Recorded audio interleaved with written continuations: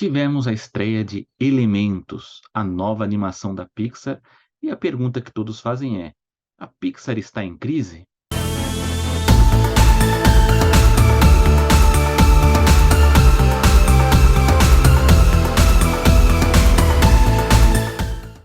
Olá, seja bem-vindo aqui ao canal da Animédica. Eu sou o Selby Pegoraro, jornalista pesquisador, e vamos falar aqui um pouco sobre todo esse papo que dizem sobre possível crise na Pixar com a estreia da animação Elementos, com direção do Peter Sohn, que é um belo filme, tecnicamente muito complexo, né? A gente viu que como a animação computadorizada, ela sempre nos traz novidades, né, do ponto de vista técnico e estético, e que traz também como pano de fundo a temática da imigração e das diferenças, né, o tema da imigração é muito importante, está em altas discussões na atualidade, então foi lançado esse filme agora, porém, já nas projeções, né, antecipadas, né, semanas antes da estreia, havia uma preocupação de que o filme teria números muito abaixo do esperado, e teve mesmo. Foi uma estreia, muito fraca, né, a mais fraca aí dos últimos tempos, para uma produção da Pixar, que a gente sabe que é sempre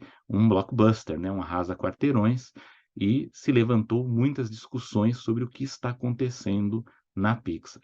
Quando vamos procurar culpados, né, o que pode estar acontecendo na Pixar, uma das primeiras coisas que apontam é de uma possível política, entre aspas, woke, né, que a Disney e a Pixar estão tentando, implantar uma agenda ideológica, enfim, progressista, e que está inserindo uma série de coisas de diversidade, de personagens, trocando gêneros, raças, enfim, toda essa discussão, né?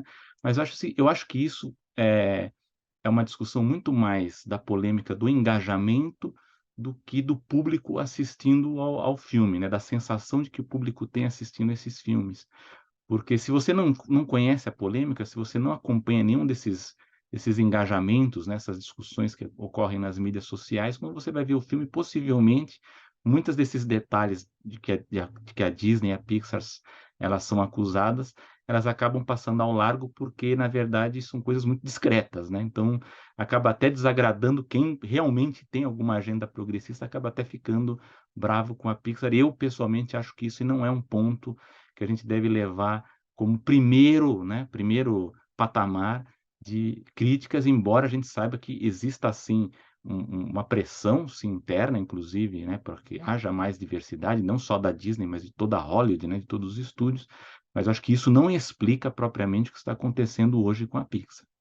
Um problema, sim, que pode ter acontecido, tem a ver com o condicionamento de público que ocorreu durante o período da pandemia, quando o então CEO da Disney, o Bob Chapek, ele precisava alavancar o streaming, né, o caso do Disney Plus, e decidiu usar as produções da Pixar para atrair mais assinantes para a plataforma. Então foi assim que ele lançou as animações Soul, Luca e Red Cresceram uma Fera. Esses filmes não foram para o cinema, foram direto para o streaming. Tiveram sim efeitos variados, mas, eles conseguiram atrair esse público para o streaming, mas por outro lado, isso causou um condicionamento de que as pessoas hoje esperam que essas animações estreiem rapidamente na plataforma streaming. Então isso é um problema muito sério do ponto de vista da estratégia de lançamento.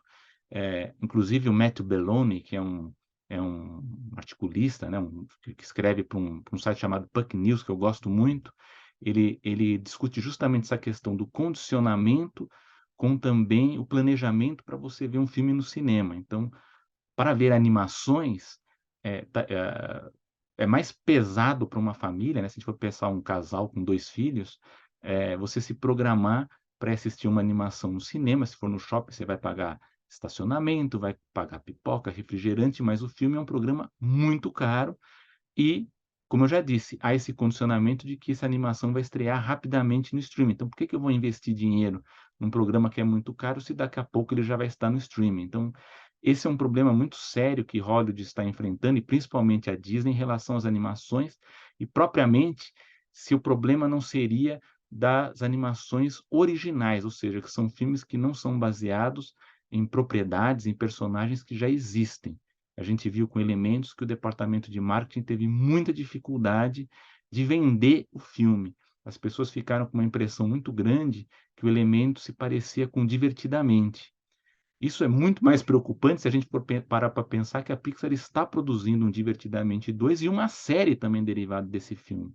Então parece que se perdeu um pouco daquele fator de ineditismo que a Pixar tinha, embora ela continue produzindo, está criando outras produções originais, é o caso de Hélio, que teve um trailer lançado recentemente, mas de certa forma o marketing não conseguiu atrair a atenção do público para esse filme.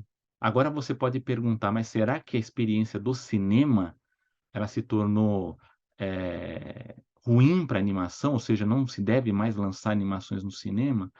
Não, acho que não é esse o problema. Acho que o problema é justamente você ter filmes que têm o poder de atração suficiente para que o público possa decidir por esse investimento de entretenimento.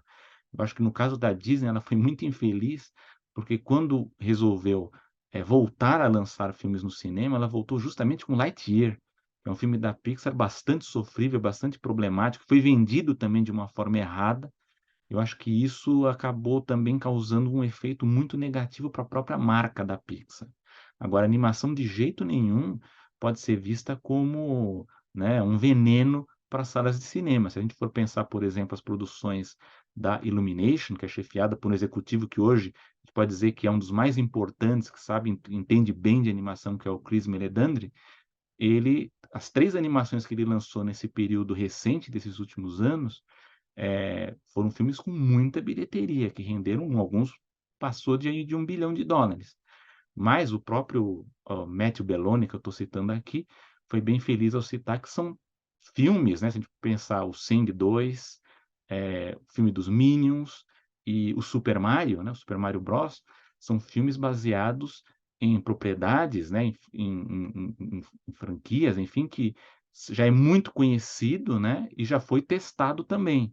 Então, não são produções originais, né? E se a gente for pensar também no histórico de outros estúdios, a DreamWorks lançou o Gato de Botas 2, que também teve uma boa bilheteria, e o Homem-Aranha através do Aranhaverso está sendo um grande sucesso para a Sony. Então, se a gente for analisar esses títulos, todos os que estão fazendo muito sucesso atualmente são aqueles já testados, que são com personagens já conhecidos ou com franquias que já foram testadas com o público no cinema. A própria Disney sabe disso, desse problema da dificuldade que tem de vender filmes originais, e não só a Pixar está trabalhando em continuações, mas a própria Disney anunciou que está produzindo o Frozen 3 e também o Zootopia 2.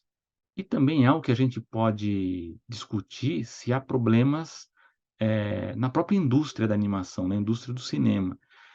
Será que com toda essas mudanças, né, de comportamento, da cultura de se ir ao cinema, da cultura de consumir o streaming, será que o nicho para animações originais foi reduzido?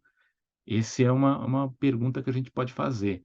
A outra seria se o custo das produções da Pixar, se elas não ficaram altas demais, porque a Pixar ela é um dos poucos estúdios, né, que lançam filmes com bastante regularidade, mas a Pixar ela não terceiriza a produção, ela faz tudo isso dentro do seu próprio estúdio. É um estúdio que fica lá nas redondezas lá de São Francisco, na Califórnia, que é um estado que tem um custo de vida muito alto, o custo de produção é muito alto, os orçamentos sempre superam US$ 200 milhões. Então, há uma discussão se não seria o caso de mudar a gestão de produção, o caso, por exemplo, da Illumination, que fez o Super Mario Bros. Ela tem estúdios em outros países, o caso da França, né? Então, a gente precisa ver também se não é uma questão de otimizar a forma de produzir, e se no futuro talvez a Disney não mude a estrutura da produção, que hoje ela opera com duas grandes estruturas, uma da Disney Animation lá em Burbank, em Los Angeles, e outra lá em São Francisco com a Pixar, né? Fora os estúdios satélites que produzem coisas para o Disney Plus ou para televisão, enfim, outras coisas, mas basicamente são duas grandes estruturas que não terceirizam a produção, e isso eleva os custos, né, os orçamentos desses filmes. Há também a questão do Brain Trust, que são os grupos, né, que discutem o desenvolvimento dos filmes. Então, os artistas, né, os diretores, os roteiristas, todo mundo pode oferecer as suas ideias, essas ideias são discutidas em grupo, parece uma, uma discussão ali de banca de dissertação, de tese, né, em que eles discutem o que funciona, o que não funciona, o que pode ser melhorado, e a gente sabe que desde a saída do John Lasseter da Pixar, houve uma troca geracional muito rápida, muitos dos grandes talentos que trabalhavam na Pixar, o caso do Brad Bird, da Brenda Chapman, entre outros, eles saíram da Pixar, então tem uma turma muito jovem que eu digo, não jovem de novatas propriamente, elas têm alguma experiência, né, de produção, mas nem tanto quanto a anterior, então a gente não sabe se isso também tem afetado, né, aparentemente está, e a Disney também tem um conselho também desses que se reúne para discutir o desenvolvimento dos filmes, então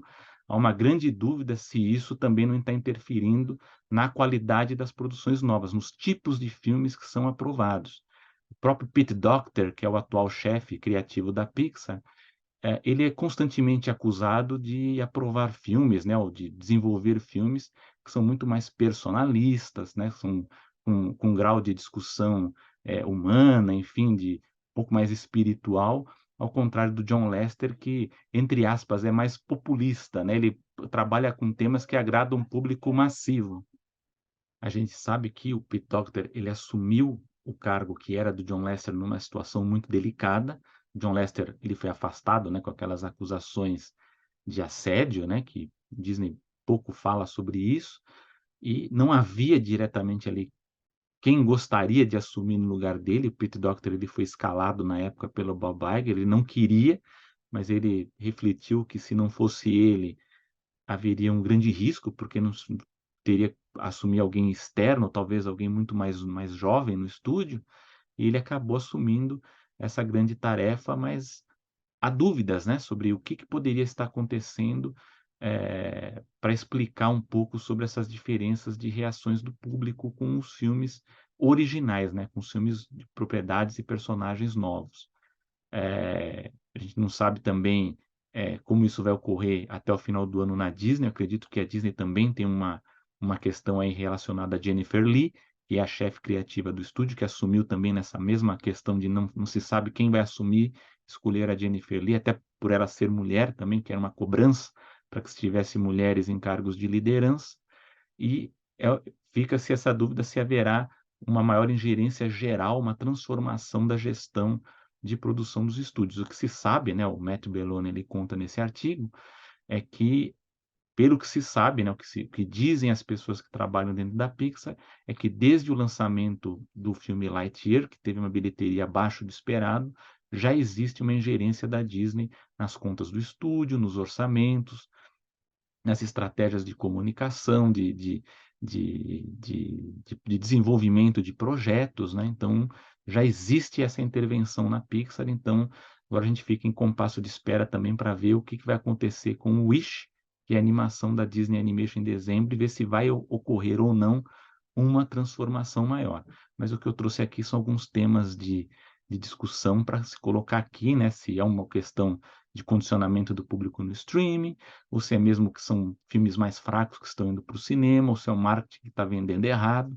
Tem várias questões aí bastante complexas e eu acredito que também há um problema de gestão criativa dos estúdios, também estão tendo um pouco de dificuldade de trabalhar essas produções originais, mas eu deixo aqui o espaço para vocês comentarem aqui no YouTube ou diretamente para mim. Eu sempre digo para não esquecerem de dar aqui o like no vídeo, não esquecerem de se inscrever, de comentar com os amigos. O canal está crescendo aqui devagarinho, mas ele está crescendo de forma regular e eu fico muito feliz. Então, quem não viu Elementos, vamos ver aí para opinar aqui. Eu estou curioso para ver o que os meus amigos e colegas críticos têm a dizer sobre o filme. Até a próxima.